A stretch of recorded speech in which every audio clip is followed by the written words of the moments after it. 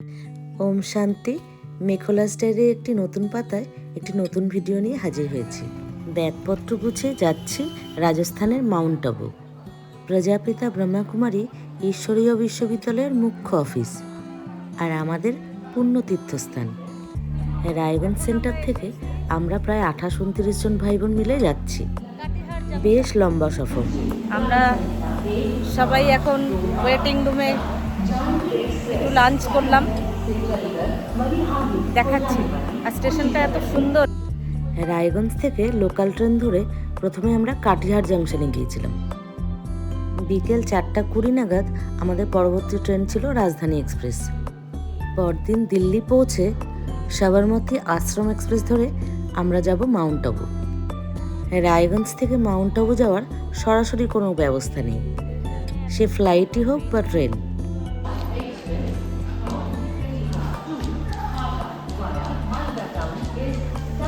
এই মধুবনী পেইন্টগুলো আমার খুব ভালো লাগলো।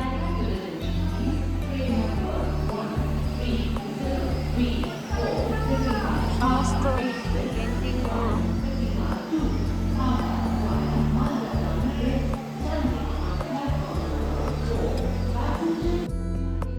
আমরা আছি এখন সবাই।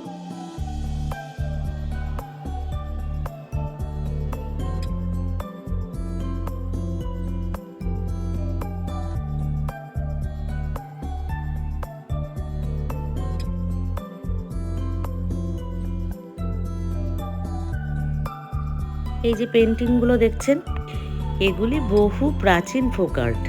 এই আর্টটিকে বলা হয় মধুবনী আর্ট, বিহারের জনপ্রিয় আর্ট।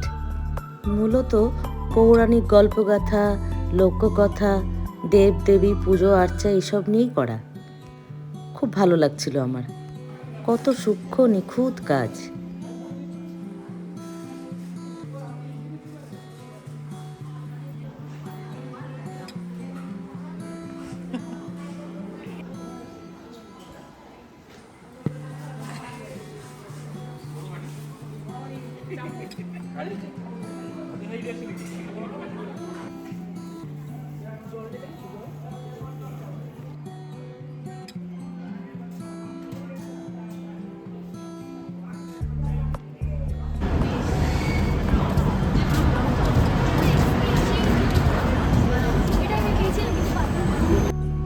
প্রায় 2-3 ঘন্টা আমরা ওয়েটিং রুমে অপেক্ষা করেছি। অবশেষে স্টেশনে এসে পৌঁছলো আমাদের পরবর্তী যাত্রা ট্রেনটি।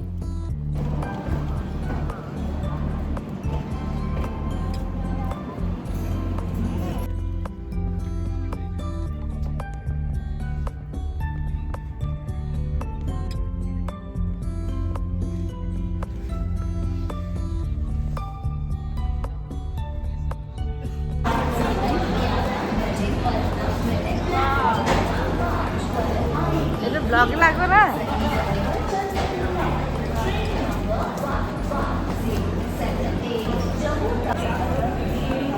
পৌঁছে গেছি নিউ দিল্লি স্টেশন। এই যে রাজধানী এক্সপ্রেস।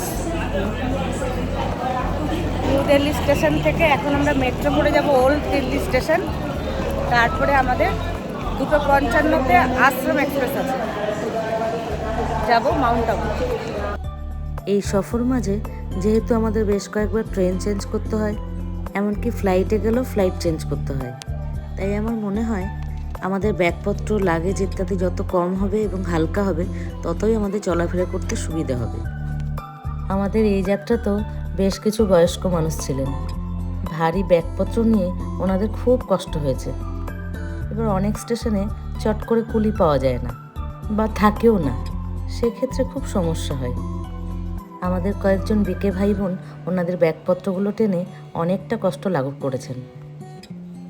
নিউ দিল্লি থেকে মেট্রো চড়ে প্রথমে আমরা যাব চাঁদনি চকের ওল্ড দিল্লি স্টেশন। বেলা 2:55 নাগাদ সাবরমতী আশ্রম এক্সপ্রেস ওখান থেকেই ছাড়বে।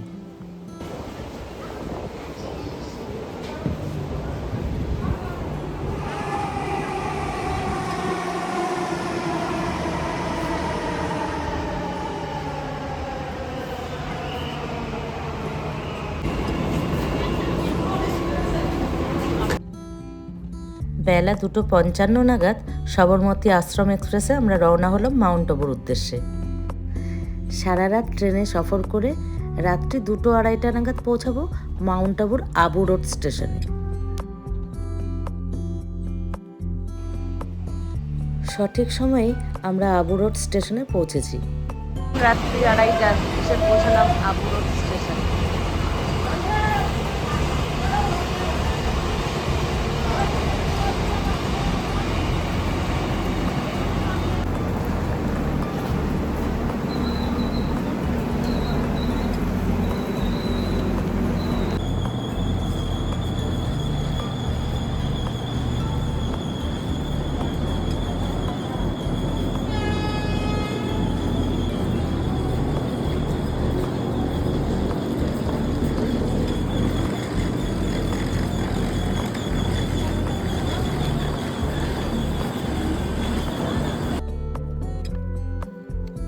এটি হলো আবু রোড স্টেশনের বাইরের চত্বরটি।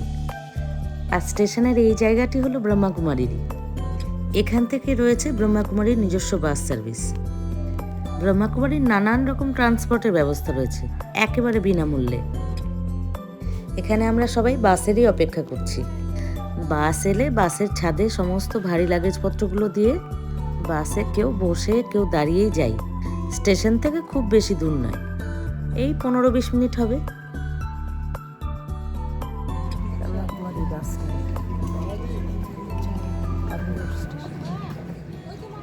ব্রহ্মাকুমারীর বাসে চেপে প্রথমে আমরা যাব শান্তিবন ক্যাম্পাসে। ওখানে রয়েছে আমাদের ট্রান্সপোর্ট অ্যাকোমোডেশন অফিস। ওখানে আমাদের সমস্ত ভাই বোনদের আই কার্ড দেওয়া হয়। আই কার্ডে মূলত আমাদের নাম, কোন সেন্টার থেকে গিয়েছি, কতদিন ওখানে থাকবো, কি পারপাসে গিয়েছি এবং আমরা কোথায় থাকবো, রুম নাম্বার ইত্যাদি লেখা থাকে। এবার আমাদের থাকার ব্যবস্থা হয়েছিল মনমোহিনী বন ক্যাম্পাসের ব্রহ্মলোকে। এসে পৌঁছালাম মনমোহিনী বন।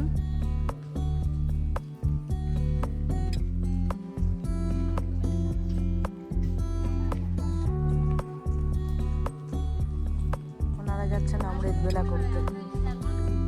এখানে ভাইদের এবং বোনেদের আলাদা আলাদা বিল্ডিংয়ে থাকার ব্যবস্থা। শান্তিবন থেকে মনমোহিনী বন এই মিনিট 5 রাস্তা। পায়ে হেঁটেও যাওয়া যায়, আবার ব্রহ্মাকুমারী ট্রান্সপোর্টেও যাওয়া যায়। 2 দিনের সফর শেষে আমরা খুব ক্লান্ত।